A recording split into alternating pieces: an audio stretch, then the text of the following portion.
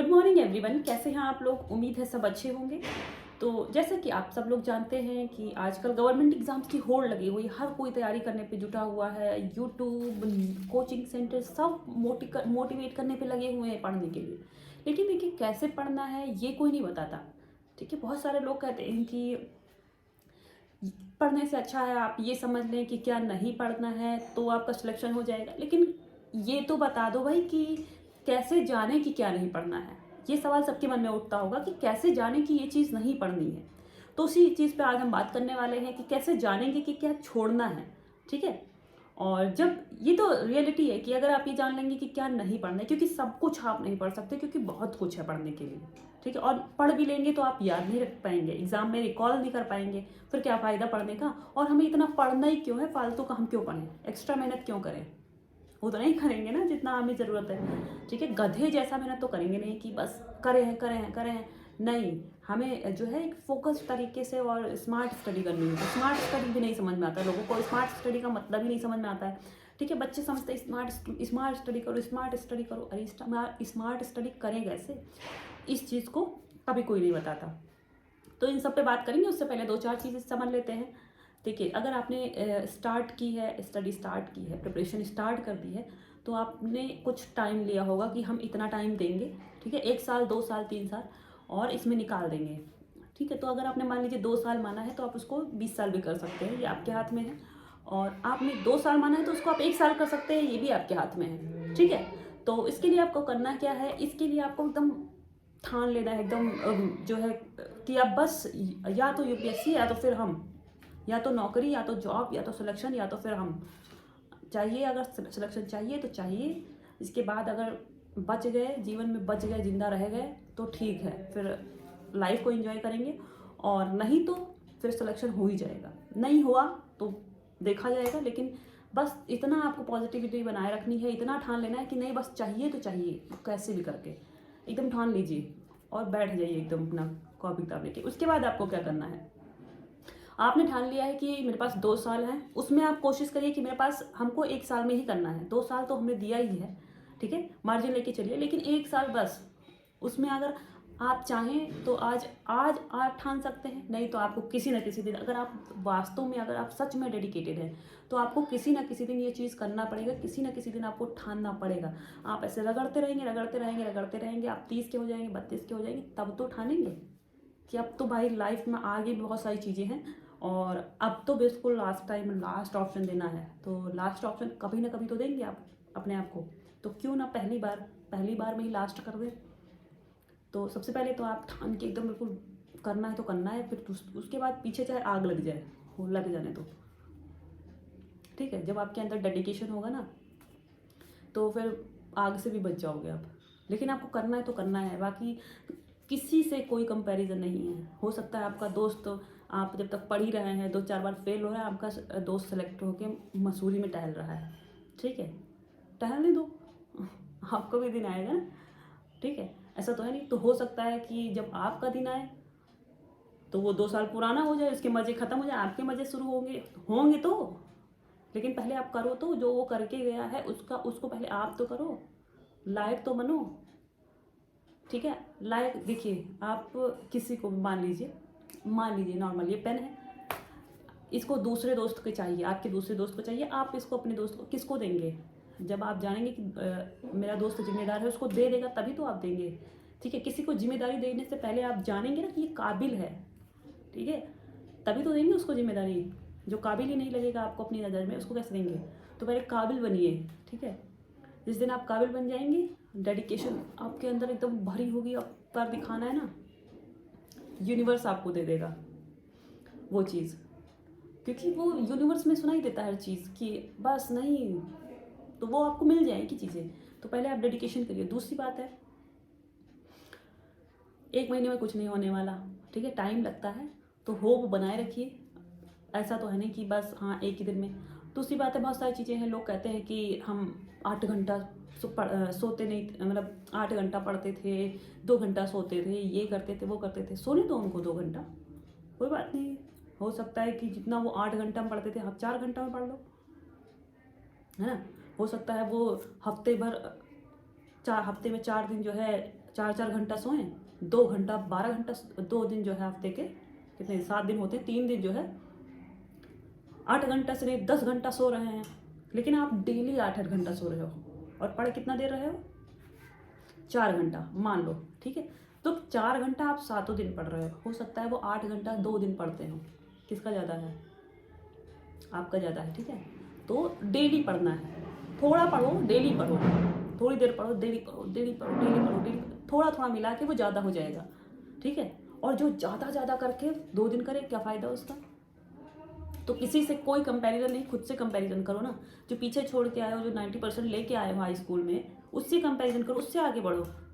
किसी से कोई कंपैरिजन नहीं, अपने आप से कंपैरिजन करो। जिस दिन आप अपने आप से कंपैरिजन करने लगोगे ना, फिर किसी से कोई ज़रूरत ही नहीं है, किसी की सुनो ही मत। भाई कोई कह रहा है हम ये हैं तो कह होंगे तुम तोप हो, भाई हम क्या करें, हम नहीं भैया, हम तोप नहीं, हम चाकू हैं कुछ भी आप मोटिवेट अपने से मोटिवेट हो, किसी का मत सुनो। बहुत लोग आएंगे, बहुत बहुत कुछ हम लोग, देखिए हमारे जो साथ के दोस्त हैं वो बहुत कुछ कर रहे होंगे, तो हम क्या करें, मेरा खर्चा थोड़ी चला रहे हो भाई, करो अपना। सीधी बात है, किसी से मोटिवेट नहीं होने वाला, मतलब किसी से कंपेयर नहीं करने का, खुद से मोटिवेट होने से, ठीक है। अब ये देख लेते हैं कि कैसे पढ़ना है। बहुत सारी बातें हो गई। तो पढ़ना ये है कि सबसे पहले आपको सिलेबस उठाना है। सिलेबस, हम अपना सिलेबस अगर दिखाएं, हम आपको बात करें तो ये देखिए मेरा सिलेबस है ये।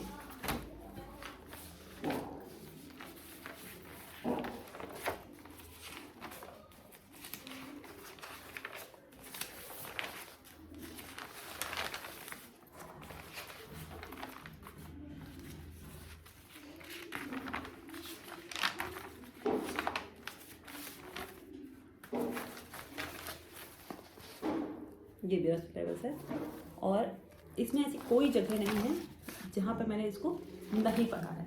मतलब इसको आपको पी जाना है ऐसे घोट के, इसी पे सारा कुछ इसी पे है बस। आप कोई भी वीडियो से पढ़ रहे हैं, आप कोई रेफरेंस बुक से पढ़ रहे हैं, आप कहीं से भी पढ़ रहे हैं, आपको यहीं से पढ़ना है, इसी को ध्यान में रखा है, इससे ज़्यादा कुछ पढ़ना ही नहीं है। देखिए बहुत सारी चीज़ें कही जा चुकी हैं, कोई कुछ ऐसा नहीं है जो नहीं कहा जा चुका है, उसी को मॉडिफाई करके लोग अलग तरीके से बोलते हैं। तो देखिए मान लीजिए हम जा रहे हैं और मुझे चोट लग गई, आगे गड्ढा था, हम गिर गए, हमने आके आपको बताया कि आगे गड्ढा है, धीरे से जाना, संभल के जाना, ठीक है, देखते हुए जाना। तो या तो आपके पास 2 ऑप्शन है, या तो आप हमसे सीख जाओ कि भाई ये गई थी, गिर गई थी, हमको बता रही तो हम संभल के जाएंगे, किनारे होकर जाएंगे, या तो आप जाओ गिर जाओ और फिर सीखो। क्या क्या बेहतर है, हमसे सीख लो ना। तो वही बात है, बहुत सारे महापुरुष हैं, बहुत सारे लोग हैं, बहुत सारे सब कुछ कह चुके हैं, अब उस पर काम करने की ज़रूरत है, ठीक है। क्योंकि आपके पास इतना टाइम नहीं है कि आप उस चीज़ को लाइफ में एक्सपीरियंस करो। विवेकानंद ने कहा तो विवेकानंद ने उतनी लाइफ जी, 40 साल की उम्र तक उन्होंने जो है उसको सीखा, और उसको सीखा, उसको आपने उन्होंने आपको सिखाया, आप उससे आप सीख लीजिए।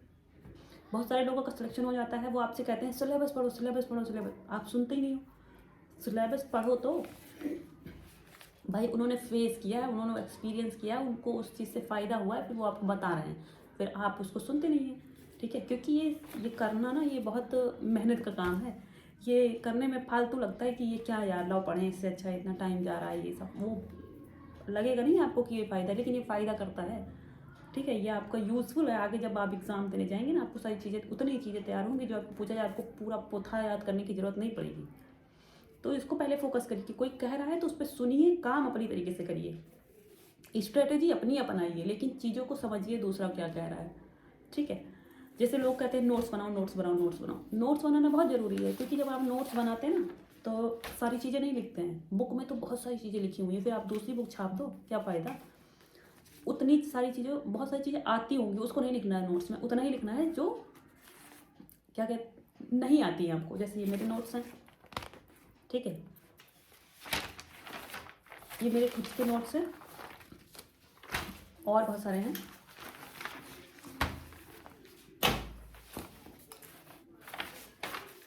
तो नोट्स बनाना बहुत ज़रूरी है, नोट्स आप जब तक नहीं बनाएंगे,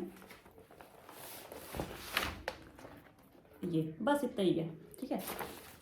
और इसमें मेरी बहुत सारी बुक्स, राइटर्स के नेम, बहुत सारी सब चीज़ें लिखी हुई हैं। तो आपको नोट्स उतना ही बनाना है, जो चीज़ें आपको आती हैं, नहीं आती हैं उसको नहीं लिखना, वो तो आपको आती ही है, ठीक है। तो नोट्स ज़रूर बनाइए। और इस चीज़ को फॉलो करिए। अगर कोई कह रहा है तो वो सही कह रहा है, इसको सुनिए, अपनी स्ट्रेटजी अपनाइए, अपने हिसाब से नोट्स बनाइए, किसी का कॉपी मत करिए। किसी को दूसरे की कॉपी करके फिर आप उसकी दिमाग से नहीं चल पाएंगे, आप अपने दिमाग से चल पाएंगे। तो अपने नोट्स बनाइए, पहली दूसरी बात।